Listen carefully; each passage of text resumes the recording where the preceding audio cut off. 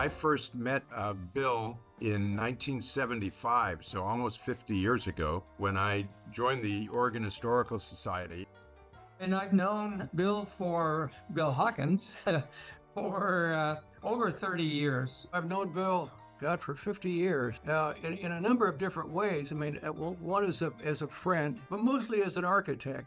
I've had the great pleasure of knowing Bill actually for almost 50 years. He was first a friend. I remember first learning of him several years before I met him, reading about this fellow down in Skidmore, Old Town, who was trying to save the remaining cast iron. My day job is Bill's biggest fan, and my side work is City of Portland Historic Resource Planner. Well, I met Bill a few months after the opening of the AHC's building on Grand there at a rainy walking tour in December of 2005. And Bill was charged with leading a group of people through his district, the Skidmore Old Town district, and Portland's Old Town, to introduce the idea of cast iron reuse, which is something Bill had talked about and thought about for a very long time. But for me and for most of the people on that walking tour, it was news to us.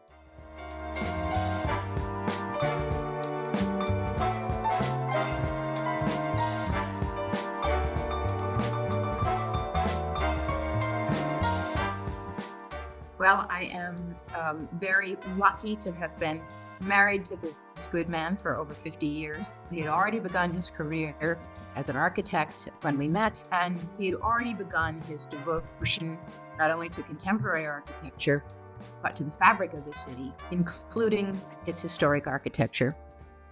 One of the qualities that Bill has brought to Portland is that sense of beauty. I think that's part of what he was involved in early on with historic preservation. He saw beauty in the materials and the buildings and the styles that few others, including architects, really appreciated.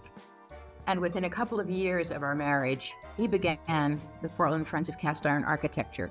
So I grew up with him in our marriage, thinking about this world of historic preservation, of the great beauty that was in the city but had been threatened, had been damaged, had been taken down, had been rescued, and how he began being part of that rescue effort. For me, Bill was really an amazing defender of beauty. And I think above and beyond everything that he did, I think he saw beauty, especially in the works that he sought to preserve. But he was also a person really unique, not just in his research and his documentation and in writing his books, but really illustrating to all of us the true beauty that we have around us in this city. I have enjoyed every lunch, every phone call, every meeting that I've ever had with Bill. And I will particularly remember several times when we were out walking around downtown Portland and all of the amazing things that he pointed out on buildings that I still remember today. He is just a walking encyclopedia of architectural heritage and history in Portland and Oregon. We teamed up, collaborated on our book, Classic Houses of Portland. So I've worked and known with Bill in this field for a very long time. And I can't think of anyone who's really contributed more to saving the historic built environment of Portland than Bill over the years. His dedication has been ferocious, really. Another architect many of you probably remember is Richard Ritz. He was working on a book about the history of Oregon architects. Like things happen, Dick passed away and his book was incomplete. But Bill Hawkins and some of his cabal got together and finished the book and got it published. And it is an incredible resource of information about Oregon architects and their projects. Mine is well, dog-eared at this point.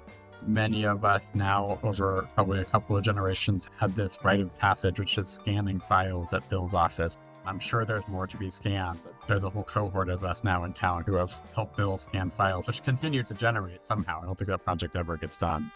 I have to say Bill Hawkins is a man unique.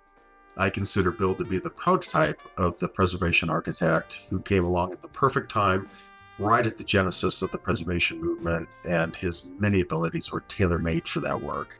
One of the first projects that I won on my own up here was the Francis Ermatinger House in the city of Oregon City. And then the planner said, by the way, Maya, if you don't mind, Bill Hawkins has done a lot of research on this house. Could you use him as a consultant on this? And that's how I met Bill. And boy, was that fun. Bill had so much knowledge about that building, and he did so much additional research.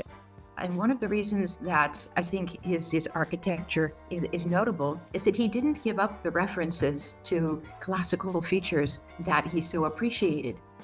I've worked with Bill Hawkins for many years on a variety of projects, and one of the most important one was the renovation of the AHC building.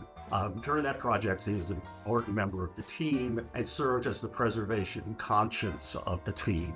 So whenever a preservation issue came up, or whether we could save some money by doing something this way or this way, the team always came to the conclusion that what would Bill think? We need to do it right for Bill. And then Kathy would go out and raise the additional money needed for the cost overrun it cost. The 1857 Halleck building, which was designed and owned by an architect, built in 1857, the oldest commercial building in the city at the corner of Nato and Oak. In the 40s, the cast iron facade was ripped off and replaced with picture windows. You know, there were pictures of what the facade looked like when it was built. So what?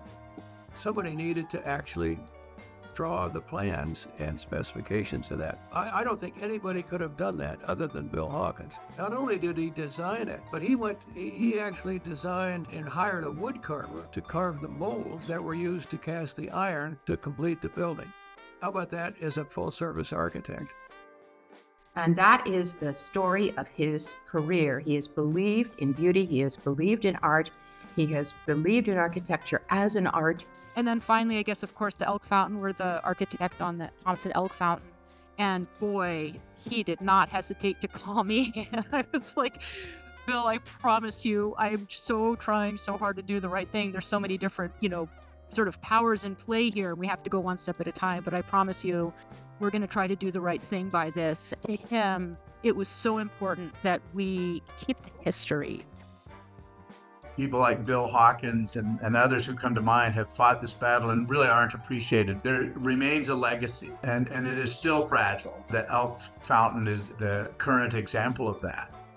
Came across a historic photograph of the fountain from 1902. On the north side of the fountain is a horse and a little buggy. On the south side is a gentleman with a long overcoat and a bowler on. And I said, Bill, have you ever seen this? And this is a great photograph. And he said, oh yeah, that gentleman is my grandfather, the original Bill Hawkins. And on the other side, on the north side, that horse's name is Daisy. So it really reflected that Bill is of pioneer stock. What Bill does that I find so important, again, is history, and accurately capturing history is so important for Bill, and he stands by it and he stands up for it, and that's such an important thing for our city to understand and capture that history, which can be buried or forgotten. Bill himself said of William S. Ladd that the city of Portland was the better for having him as a citizen. Well, I honestly feel we can all say the same thing about William J. Hawkins. For what he did, for all he did, we owe him a deep debt of gratitude. He has he's left a legacy of friendship. He's cultivated friendship, and he's never sacrificed his principles in doing so. Without Bill, as I say, I'm not sure exactly what it means. Sine qua non, I think, means, but in this case, without whom nothing. That's Bill Hawkins. Our friend Bill challenges all of us, fellow historians, preservationists, and Portlanders, to make Portland even more beautiful and historical.